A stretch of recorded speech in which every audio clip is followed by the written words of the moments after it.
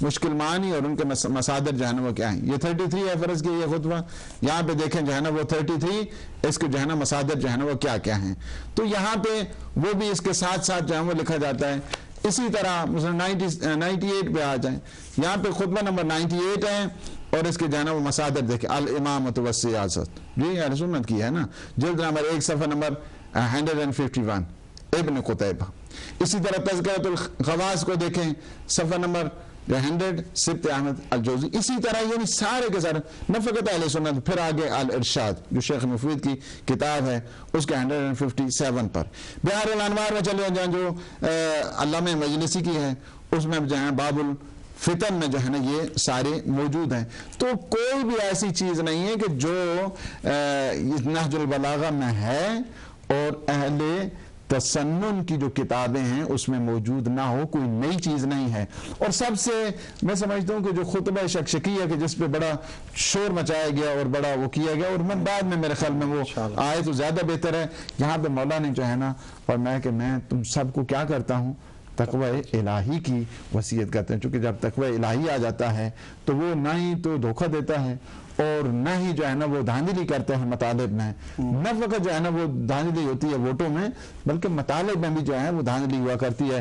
وَيْلٌ لِّلْمُطَفِّفِينَ, وہ جو ناپ تول میں جو ہے نا وہ کمی کرنے والے ہیں, اس وقت یہ نہیں ہے کہ وہاں پہ وہ ڈنڈی لگائیں اس میزان میں یا ترازو میں, بلکہ جو مطالب کو بھی صحیح طریقے سے بیان نہیں کرتے ہو, توڑ مروڑ کر اس کو بیان کرتے ہیں, وہ بھی اسی کا مصداق ہے. وَيْلٌ للمطففین, یعنی ایسے کے لیے ویل ہو کہ جو ناپ تول یا ان چیزوں میں جو ہے نا وہ کرتے ہیں, ڈنڈی لگاتے ہیں یا ان کو صحیح طریقے سے بیان نہیں کرتے ہیں. اوصیکم بتقوی اللہ, تقوی الہی کی اپیل کی گئی ہے. اور بہت خوبصورت یہاں پہ تاریخ یعقوب یہ بھی کلمات اثار میں جو بڑی اچھے طریقے سے کمیل ابن زیاد کی بھی آپ نے بات کی تو میں نے یہیں پہ علامت لگا لی اس کی, اور یہ ہم چونکہ مارک نہیں کر سکتے اس وجہ سے ہم نہیں کر رہے ہیں اس کو, کیونکہ ہمارے جو ہے نا وہ ایک دوست کی کتاب ہے اور انہوں نے یہیں کی لائبریری کی کتاب ہے. ایسا نہیں ہے کہ یہ کتابیں کو یہاں نہیں موجود ہیں, میرے پاس بھی ہے یہ, اور اس کا یہ تاریخ یعقوبی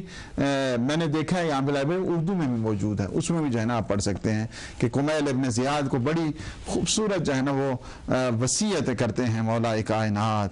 فرماتے ہیں کہ دیکھنا 3 قسم کے لوگ ہوتے ہیں, ایک عالم ربانی ہوا کرتا ہے, اور دوسرا نجات کے رستے میں متعلم جو اسٹرگل کرتا رہتا ہے, اور تیسرے وہی جو ایک عام سے جو ہوتے ہیں اور ادھر ادھر جو ہے نا وہ پھرتے رہتے ہیں, انہیں کوئی علمی صلاحیت کی طرف نہیں ہے بلکہ اسی طرح مارے جو ہے نا وہ پھرتے رہتے ہیں. فرماتے ہیں کہ یاد رکھنا یا کمیل, العلم خیر من المال, علم جو ہے نا وہ مال سے بہتر ہے. العلم یحرسک وانت تحرس المال. یہیں پہ نہج البلاغہ میں مولا نے 10 چیزیں فوائد بتائے ہیں, 10 ان فوائد میں سے کہ علم بہتر ہے مال سے. ہر ایک آ کر پوچھتا ہے کہ علم کیوں مال سے بہتر ہے, ہر ایک کا جواب مولا الگ الگ سے دیتے ہیں کہ علم بہتر ہے, علم تمہاری حفاظت کرتا ہے, مال سے بہتر ہے, اس وجہ سے تم مال کی حفاظت کرتے ہو. 10 مختلف جب صحابی آ کر پوچھتے ہیں, فرمایا اگر قیامت تک بھی یہ آتے رہتے, علی بتاتا رہتا علم کی فضیلت کو اور مال. یہ تو مولا امیر المومنین نے اس بات کو جو ہے نا وہ بتا دیا ہے کہ یعنی یہ مال وہ ہے کہ جو خرچ کرنے سے کم ہوتا ہے, اور علم وہ ہے کہ جو اتنا تم استعمال کرو گے, جتنا تم مصرف کرو گے, اتنا ہی یہ علم زیادہ ہوتا ہے. یہ تو انسان کی پھر نالائکی ہے نا کہ جو مصرف کرنے سے, صرف کرنے سے, خرچ کرنے سے زیادہ ہوتا ہے اس کی طرف نہیں جاتے, اور جو کم ہوتا ہے اس کی طرف دوڑ کر جو ہے نا وہ جاتے ہیں. وَالْعِلْمُ حَاكِمٌ وَالْمَالُ مَحْكُومٌ عَلَيْهِ مَا تَخُزَّانُ الْمَالِ وَهُمْ احیاء, یعنی جو علماء ہیں وہ زندہ ہیں. آج بھی دیکھا آپ نے دیکھا یہ سارے ماشاءاللہ, اگر ہم نے مسعودی کا تذکرہ کیا تو یہ 4تھی 3ری صدی کے ہیں نا. اسی طرح آج ہم سید رضی کا تذکرہ کیا تو یہ 4تھی صدی کے ہیں نا. اسی طرح ان علماء کا بھی تذکرہ کیا کہ جو 96 میں تھے.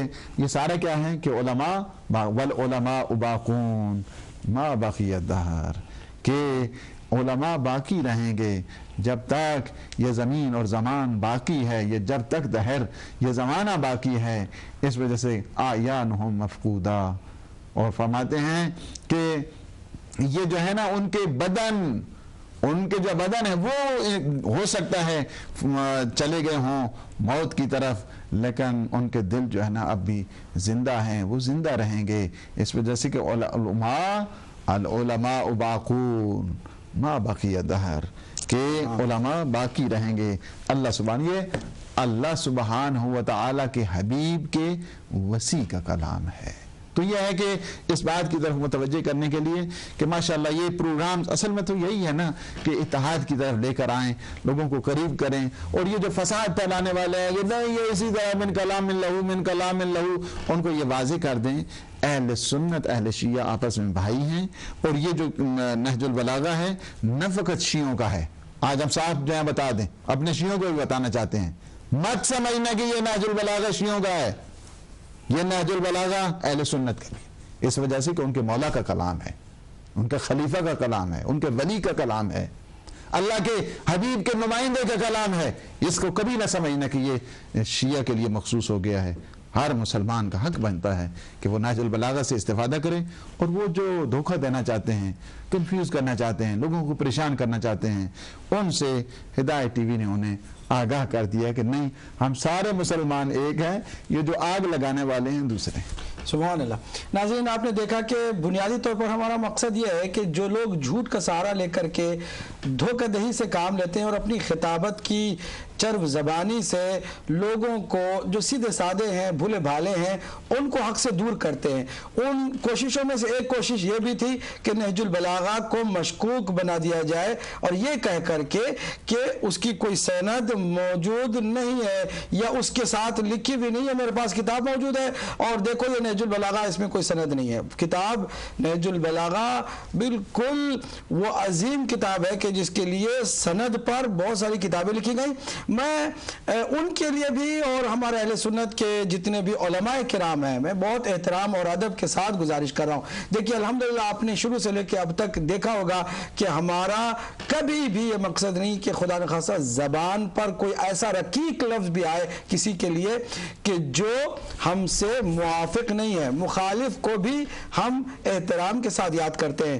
شیخ جی کا بھی ہم نے ذکر شیخ کے ساتھ ہی کیا. اب آپ ذرا دیکھیے، میں تمام علماء کرام سے اہل سنت کے، خاص کر ان علماء کرام سے کہ جو واقعاً بھی تحقیق سے دلچسپی رکھتے ہیں، ذوق ہے اور دلچسپی ہے، تو براہ کرم اس کتاب کو نوٹ کریں اور اس کتاب کا نام لکھ کر کے حاصل کریں. یہ کتاب نہج البلاغہ کی تمام اسانید کے لیے کافی ہے. ایک کتاب جو 8 جلدوں پر مشتمل ہے. اس کتاب کو آپ دیکھیں، اس کتاب کا نام ہے نہج السعادہ فی مستدرک نہج البلاغہ. اس کی 8 جلدیں ہیں. اس کو آپ خریدیے، تحقیق کیجئے، اس کی ایک ایک سند کا اس میں بھرپور ذکر موجود ہے. اپنے علم میں اضافہ کیجئے، علی سے اور علی کے علم سے قریب آنے کی کوشش کیجئے. اگر آپ آ جائیں گے قریب علم سے تو آپ بھی یقیناً وہ علم اپنے لوگوں کو دیں گے. اور ہماری یہ جو قوم دور بھاگ رہی ہے نام علی سے، ذکر علی سے، مجلس علی سے، محفل علی سے اور ان امام بارگاہوں سے کہ جہاں علی علیہ السلام کی یہی نہج البلاغہ کی تعلیم ہوتی ہے اور اس کے تذکرے ہوتے ہیں، ان سے وہ بھاگے نہیں، قریب آئیں اور وہ اتحاد کی فضا قائم ہو جائے. آپ نے یہ دیکھا کتاب نہج السعادہ فی مستدرک نہج البلاغہ، اس کی 8 جلدیں ہیں. لکھنے والے ہیں شیخ محمد باقر المحمودی. اس کتاب کو کسی طرح حاصل کریں ہمارے اہل سنت کے علماء کرام اور اس کو پڑھنے کی کوشش کریں اور سند کو پوری طرح سے یقیناً سمجھیں اور پھر نہج البلاغہ کو اپنا شعار بنائیں. قرآن کے بعد قرآن کی زبان بولتا ہوا کوئی کلام ہے تو یہی نہج البلاغہ ہے. اب یہ جو کہا گیا، آج میں تھوڑا سا آخر میں 2-4 منٹوں میں تبصرہ کروں گا اور اگلے پروگرام کے